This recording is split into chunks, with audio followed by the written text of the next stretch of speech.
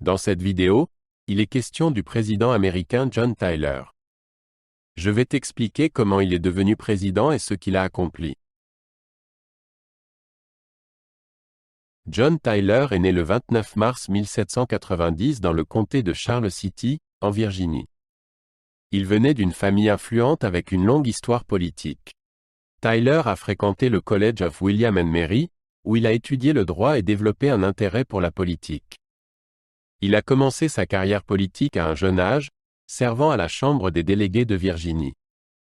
Ses premières expériences ont jeté les bases de son avenir dans le service public.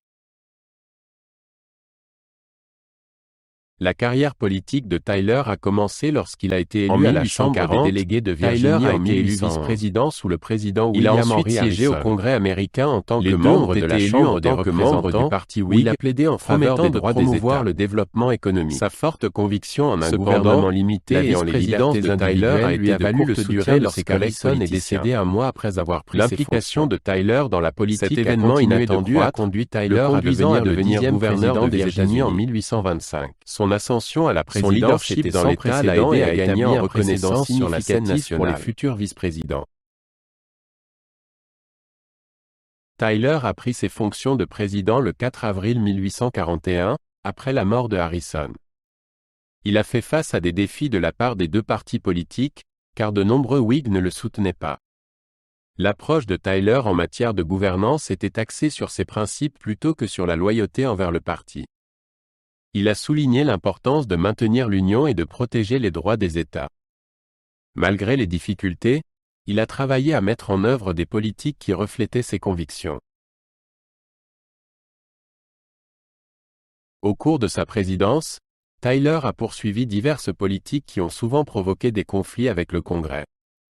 Il a plaidé pour des réformes tarifaires afin d'aider l'économie, mais a fait face à l'opposition des Whigs qui souhaitaient des tarifs plus élevés. Tyler a également poussé à l'annexion du Texas, qui était une question controversée à l'époque. Sa détermination à étendre la nation l'a souvent mis en désaccord avec des membres de son propre parti. Ces politiques ont façonné son héritage et défini son mandat. La présidence de Tyler a été marquée par des défis significatifs en matière de relations étrangères. Il a travaillé à renforcer les liens avec la Grande-Bretagne et la France, en se concentrant sur le commerce et la diplomatie.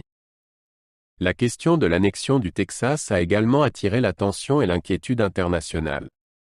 L'administration de Tyler visait à affirmer les intérêts américains en Amérique du Nord et au-delà. Ces décisions en matière de politique étrangère ont eu des effets durables sur la position mondiale du pays. L'héritage de John Tyler est complexe et souvent débattu par les historiens. Il est connu pour être le premier président à assumer ses fonctions en raison du décès de son prédécesseur. L'engagement de Tyler envers ses principes l'a parfois aliéné de son parti, le conduisant à une isolation politique. Malgré cela, il a joué un rôle crucial dans la définition du pouvoir et des responsabilités de la présidence. Ses actions et décisions continuent d'influencer les discussions sur l'autorité présidentielle. Après avoir quitté ses fonctions en 1845, Tyler est retourné dans sa maison en Virginie.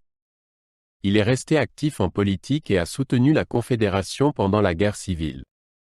Les années post-présidentielles de Tyler ont été marquées par un accent sur sa plantation et sa vie de famille. Il a également été délégué au Congrès confédéré, reflétant son engagement continu envers ses convictions. Tyler est décédé le 18 janvier 1862, mais son impact sur la politique américaine a perduré. Le mandat de John Tyler en tant que président reflète les complexités de la politique américaine au début du XIXe siècle. Sa position unique en tant qu'ancien vice-président a mis en lumière les défis du leadership durant une période turbulente. Les politiques et actions de Tyler ont eu une influence durable sur la présidence et la gouvernance américaine.